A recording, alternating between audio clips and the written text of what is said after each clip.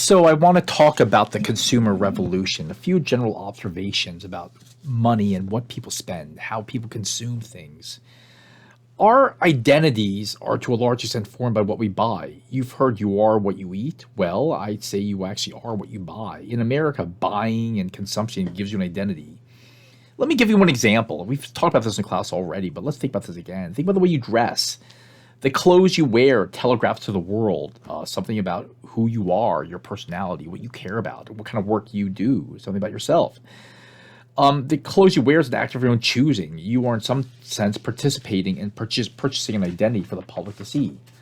Again, you could be goth, you could be preppy, you could be very formal with a suit. If someone walked in with a perfectly tailored suit, you'd think something about him. If someone walked in with dirty jeans and work boots, you may think something about them. Now, actually, it could be totally wrong, but you wouldn't be silly for making assumptions about who they are based on the way they dress. Someone drives a BMW, he's making a statement about himself. Someone drives a Prius hybrid, they're making a statement about himself. If you drink Starbucks coffee, that says who you are. If you drink Dunkin' Donuts, that says who you are. Where you eat, the kind of food you buy, and where you're seen in restaurants, that says who you are. We are all buying class. Conclusion, we are what we buy. And also, I want to think about this. Buying is a political action. Americans generally believe they can make social and political change based on their purchasing power. I mean, many years ago, it was discovered that Kathy Lee Gifford, who was a talk show host, endorsed a line of clothing for Walmart, and her clothes was made by China with child labor, virtual slave camps by children. And, Kathy Lee Gifford didn't know. She didn't design the clothes. She simply gave her name to the label. Walmart sold her clothes, and she did a few commercials. She wasn't there whipping these kids. But this is all really embarrassing for Kathy Lee Gifford, and people refused to buy her products. So they said, we're going to boycott all clothes from Kathy Lee Gifford. And purchasing turned into politics. It forced change. Walmart had to be transparent about where their clothes were made, and Kathy Lee Gifford was so embarrassed she had to make a big fuss about making sure that she would disown anything, and she was forced to make change. Similarly, people want to buy things that are recycled or can be recycled. It's a big thing. You pay more money for this clothing, but it's been made out of recycled products. Or, people free trade coffee, may be more expensive, but people want to know my coffee is made by free trade stuff. This idea that people only buy environmentally friendly products or ethically created goods, that corporations will be forced to encourage and only to make, sell these products. I mean, there's this new thing lately called ESG, environmental social agenda. The companies will have a brand that they're environmental and social, and people who buy things, who buy stocks in these brands, will only buy stocks if they're of a certain kind of politics. I change through the market. We can change things through the market, not politics. This is the point. Normally, you would think that people try to make large-scale societal change through powers of the government. And they do, but actually for these days, people also think they can buy their way into en masse. They boycott certain things, like the Bud Light thing, right? You can change policy by purchasing things.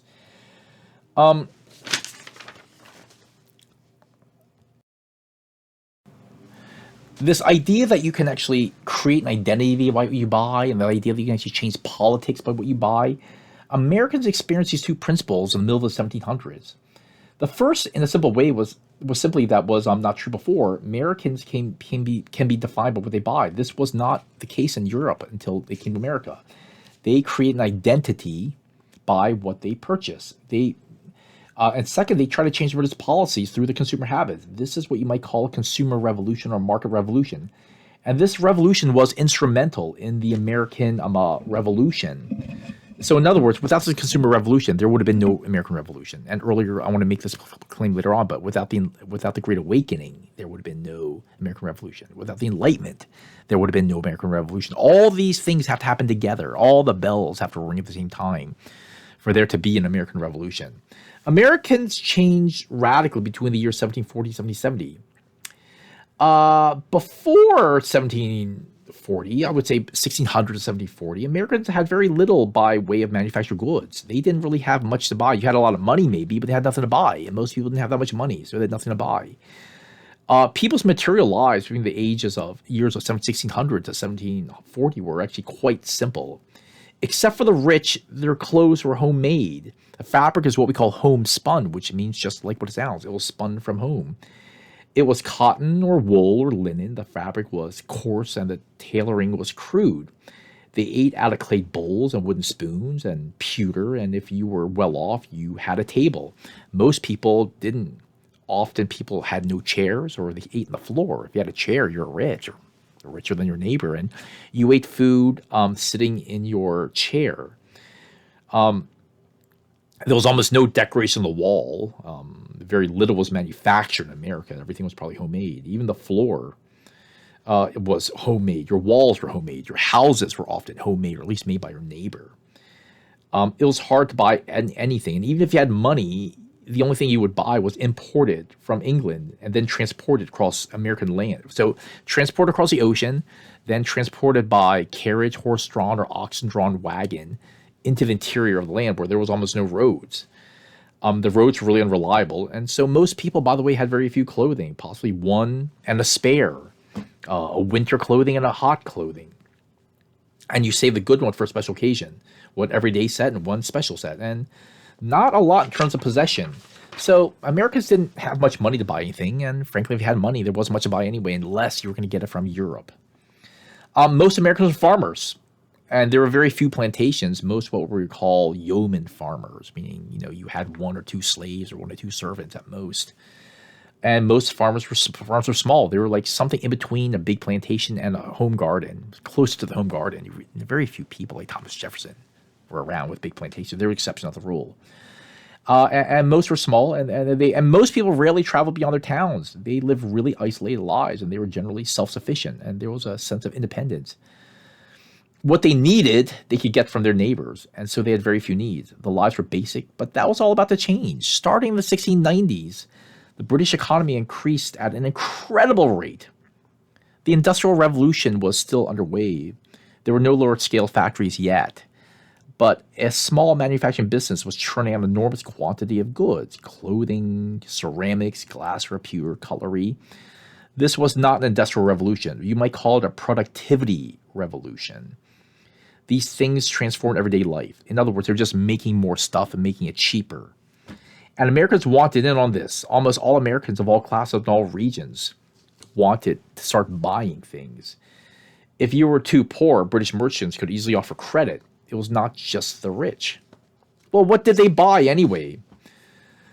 And why did they buy stuff? On the one hand, the answer is quite easy. Good stuff is nice to have. That's pretty universal. They're just like us.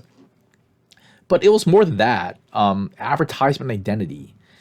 The British were beginning to master the art of advertisement. That's anew. We're surrounded, bombarded by advertisement. But the British were beginning to advertise.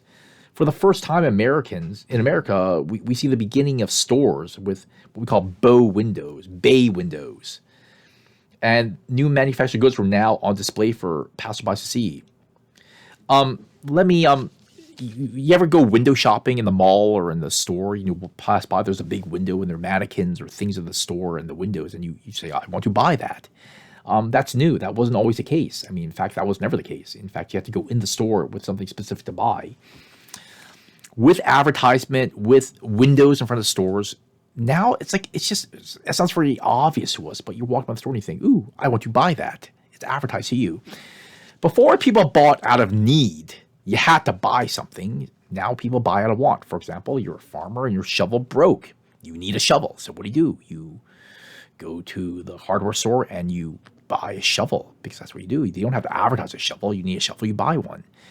I want you to think about the contrast of what you and I might call window shopping. Like you pass by a store and you see an article of clothing that looks really, really nice. Do you need the clothing? Of course not. But it looks good. And it percolates in you a desire. And you think, ooh, I want to buy something now. That's changing. Okay, for the first time, people are buying things for want, not for need. And the want is being artificially created by the advertisers.